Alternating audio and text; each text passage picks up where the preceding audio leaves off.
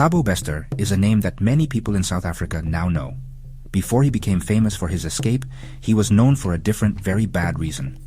People called him the Facebook rapist. This name came from the way he found the women he hurt. He used the social media website Facebook to make fake promises.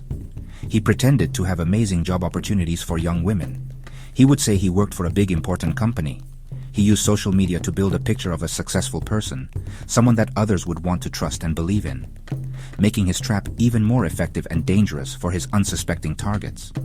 His method was clever and cruel. He would create online profiles that looked very real. He posted pictures that suggested he was a wealthy and powerful businessman connected to famous people and big events. He used these fake profiles to find young women, often models or students, who were looking for a better life or a good job. He would contact them with offers that seemed too good to be true. He promised them careers in media or promotions, inviting them to interviews. But these were all lies. The meetings were not for jobs. They were traps set to lure his victims into a place where he could control them and commit his terrible crimes. In 2011, Bester was found guilty of raping and robbing 2 women he had lured in this way. Then, in 2012, he was convicted for a much worse crime. He had murdered his girlfriend, a model named Nomfundo Tihulu. For these terrible acts, the court decided he was too dangerous to be free. He was given a life sentence in prison. This meant he was supposed to spend the rest of his life behind bars, paying for what he had done. The people of South Africa thought that this was the end of his story, that justice had been served, and he would never be able to harm anyone again. The sentence was meant to keep society safe from a man who had shown he could not be trusted. He was sent to a maximum security prison in Mangaung, a facility that was run by a private company called G4S. This was supposed to be one of the most secure prisons in the country. A life sentence there should have meant that Thabo Bester's story was over. No one could have imagined that his most shocking act was still to come, not from behind a computer screen, but from inside a supposedly inescapable prison cell. His name would soon return to the headlines for a very different reason. On May 3rd, 2022, something shocking happened at the Mangaung Correctional Center. The prison officials announced that Thabo Bester had died. They said there was a fire in his cell, and he had burned to death. It seemed like a sad but final end for the convicted criminal. The news was reported, and for a short time, everyone believed that the Facebook rapist was gone forever. The prison issued a statement, and the normal procedures for a death in custody began. It appeared to be a closed case, a tragic but straightforward event inside the walls of a high-security facility, bringing his dark chapter to a close. However, the story did not end there. Some things about the fire did not make sense. When doctors looked at the body found in the cell, they made a strange discovery.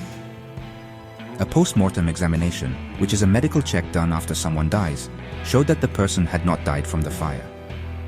This person had died from being hit on the head with great force. Even more shocking was the fact that the body itself was not Thabo Bester. DNA tests later confirmed that this was a different person, a man named Katlego Mfolo. The truth was slowly starting to come out. Bester had not died at all. This discovery was a huge scandal. It meant that Thabo Bester had somehow managed to escape from a maximum security prison. He had not just broken out. He had planned a complex scheme to make everyone believe he was dead. He must have had help. Someone had to smuggle a dead body into his cell, and someone had to start the fire. This pointed to a serious problem inside the prison.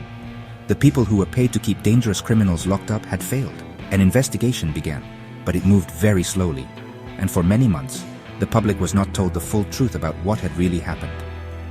The escape plan was incredibly bold. Bester had faked his own death so that no one would look for him. While the authorities were dealing with what they thought was his body, he was already free. The system that was supposed to protect the public had been tricked. It raised many questions about the company, G4S, that managed the prison.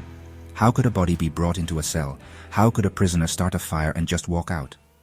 It soon became clear that Bester did not act alone.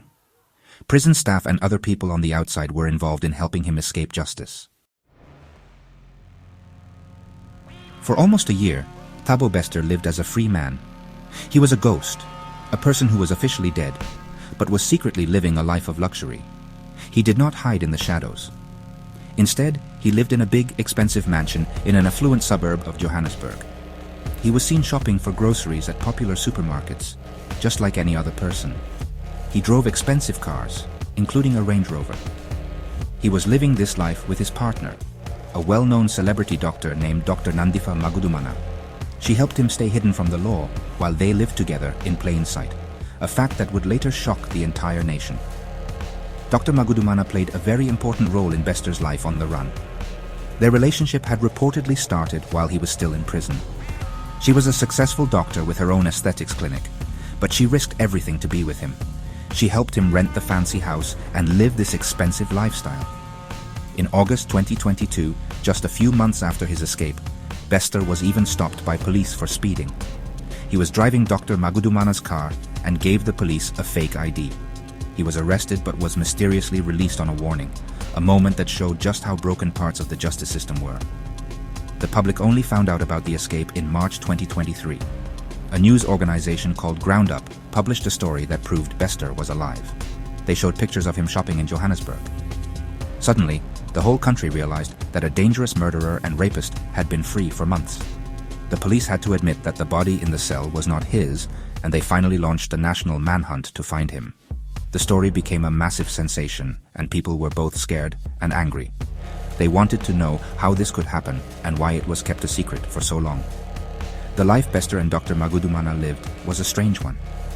While he was a wanted fugitive, they were also running a business together, pretending to be a normal, wealthy couple. They used fake names and identities to move around and make deals. This period showed that Bester was not just a violent criminal, but also a skilled con man. He was able to fool people and systems to get what he wanted. His time on the run with Dr. Magudumana was a clear sign that something was very wrong with South Africa's ability to manage its criminals and protect its citizens from them. When the news of Thabo Bester's escape became public, the pressure on the police was immense. The manhunt that followed was intense and crossed international borders. Bester and Dr. Magudumana knew they could no longer hide in Johannesburg. They quickly fled the country, hoping to find a safe place where they would not be found. Their plan was to travel across Africa. They made their way north, moving through different countries to avoid being caught. The South African police worked with international law enforcement agencies to track their movements, trying to predict where they would go next on their desperate journey to stay free. The chase finally came to an end in April 2023. Thabo Bester and Dr. Nandifa Magudumana were arrested in the city of Arusha, in Tanzania. They were found with a Mozambican national who was helping them. They were reportedly on their way to the Kenyan border when they were captured. They had fake passports and a lot of cash with them. Their dramatic capture, almost 10,000 kilometers away from the prison he escaped from, was major news. They were brought back to South Africa to face justice, this time for the escape and the crimes they committed while on the run. The story of Thabo Bester's escape and capture highlighted deep problems within South Africa's justice system. It showed that there was serious corruption within the prison system. Employees of the private company G4S and officials from the Department of Correctional Services were arrested for helping Bester escape. The police were also criticized, especially after it was revealed that they had let him go after a traffic stop. The entire affair made many South Africans lose trust in the institutions that are supposed to keep them safe. It was a clear and embarrassing failure for the government and private security. Today, Thabo Bester is back in a maximum security prison, awaiting a new trial set for 2025. Dr. Magudumana and several other alleged accomplices, including prison guards and her father, are also facing charges. The case is a powerful reminder of the challenges South Africa faces with crime and corruption. It is a story about a clever criminal, a flawed system, and the long, difficult road to accountability. For many people, the Bester saga is more than just a tale of a great escape. It is a worrying sign that the systems designed to protect them are fragile and can be easily broken.